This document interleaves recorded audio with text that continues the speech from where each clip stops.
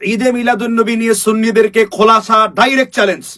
সমগ্র সুন্নিদেরকে যদি super glue কস্টিপ দিয়ে একত্রে বেঁধে কবর থেকে তুলো যদি বলা হয় ঈদে মিলাদুন্নবীর পক্ষে সাহাবী থেকে রাসূল থেকে কোন দলিল প্রমাণ করো, তাহলে আমি তওবা করে সুন্নি হয়ে যাব। কিয়ামত পর্যন্ত সুন্নিদেরকে চ্যালেঞ্জ দিয়েছি, মায়ের যদি দুগ্ধ পান করে থাকো ঈদে মিলাদুন্নবীর পক্ষে রাসূল থেকে সাহাবী থেকে একটা দলিল পেশ করতে হবে, সরাসরি অপব্যাখ্যা না, সরাসরি নস পেশ করতে হবে। তাহলে আমরা তওবা করব, চিরজীবনের জন্য ঈদে মিলাদুন্নবী পালন করব। আল্লাহ এই সমস্ত কবর পূজারী সুন্নি খাট পূজারী হেদায়েত দান করুন। আসছে ঈদে মিলাদুন্নবী। আমাদের দেশে এক শ্রেণীর লোকেরা তথাকথিত সুন্নিরা স্লোগান বানিয়েছে, আসছে নবীর জন্মদিন, ঘরে ঘরে মিলাদ দিন।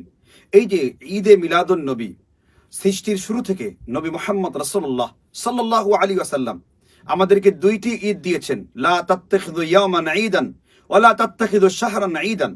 এই যে হাদিস, যেটা আবু দাউদে উল্লেখ রয়েছে এবং মুসান্নাফে আব্দুর রাজ্জাকের 1019 নম্বর উল্লেখ রয়েছে, নবী সাল্লাল্লাহু আলাইহি ওয়াসাল্লাম বছর হিসেবে আমাদেরকে দুইটি ঈদ দিয়েছেন আর সপ্তাহ হিসেবে জুমার দিন ঈদ দিয়েছেন। এই তিনটি ঈদের বাইরে চতুর্থ কোনো ঈদের অস্তিত্ব আল্লাহর রাসূলের যুগে, সাহাবীদের যুগে, তাবিঈদের যুগে এটার কোনো অস্তিত্ব প্রমাণ মেলে না।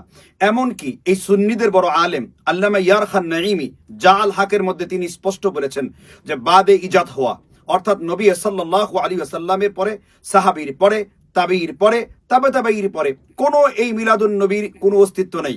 তাহের আল কাদরি কিতাব লিখেছেন ঈদে মিলাদুন্নবী, তিনি শুরু করেছেন 700 হিজরির পরের দলিল থেকে, কোরআন হাদিস থেকে কোনো দলিল ইস্তেমবাদ করতে পারে নাই। কষ্ট করে এই সমস্ত কথিত সুন্নি, আসলে তারা সুন্নি না, আসলে তারা মাজার পূজারী, আসলে তারা রাসূলুল্লাহ সাল্লাল্লাহু আলাইহি ওয়াসাল্লামের সুন্নাহকে জিন্দা করে না, তারা জিন্দা করে আহমেদ রাজা খান বেরেলির সুন্নতকে। আসলে তারা রাসূলুল্লাহ সাল্লাল্লাহু আলাইহি ওয়াসাল্লামের হাক ডাক দিয়ে বেড়ায় ঠিকই, কিন্তু রাসূলুল্লাহ সাল্লাল্লাহু আলাইহি ওয়াসাল্লাম থেকে কোনো দলিল দিতে পারে না, সাহাবীদের থেকে কোনো দলিল দিতে পারে না। অথচ খুতবার মধ্যে প্রত্যেকদিন এই সুন্নিরা বই হাতে নিয়ে খুতবা দিচ্ছে। তো তিনটা যুগ হলো তোমাদের মধ্যে স্বর্ণালী যুগ, সুম্মাল্লাযীনা ইয়ালুনাহুম, সাহাবীর যুগ, তাবিঈর যুগ এবং তাবিঈর যুগ। অথচ কোরআন সুন্নাহর কোন জায়গাতে ঈদে মিলাদুন্নবীর কোনো অস্তিত্ব প্রমাণ মিলে না। এটা তাহেরুল কাদরির বক্তব্য, ইয়ার খান নাঈমির বক্তব্য। পরবর্তীতে যখন তাদেরকে দলিল সহকারে চেপে ধরা হয়, চ্যালেঞ্জের মোকাবেলা করতে বলা হয়, তখন তারা বলে ভাই আমরা সুন্নত বলি নাই, আমরা মুস্তাহাব বলি।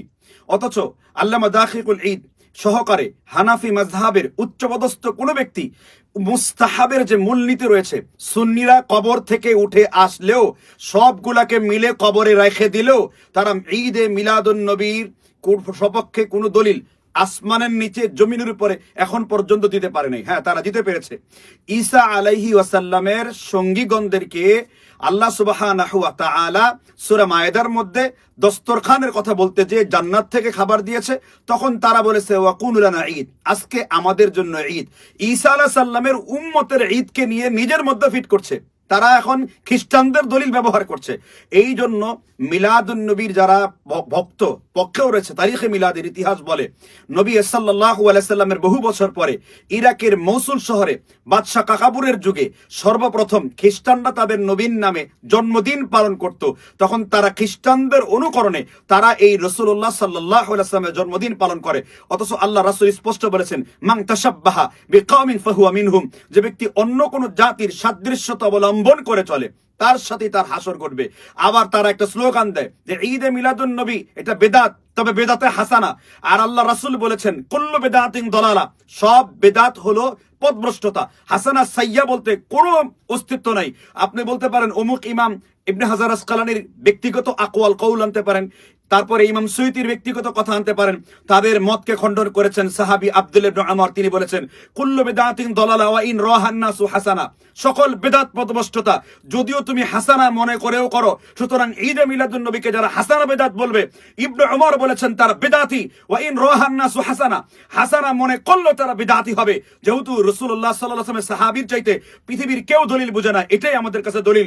যে হাদিসটি উল্লেখ করেছে ইমাম হাজম মুহাল্লা গ্রন্থের 4th খণ্ডে 1060 নম্বর হাদিসে বর্ণনা করেছেন। এছাড়া তারিখ ইবনে আসাকিরের মধ্যে হাদিসটি দ্রষ্টব্য, সিয়ার আলামিন নুবালাতে হাদিসটি দ্রষ্টব্য।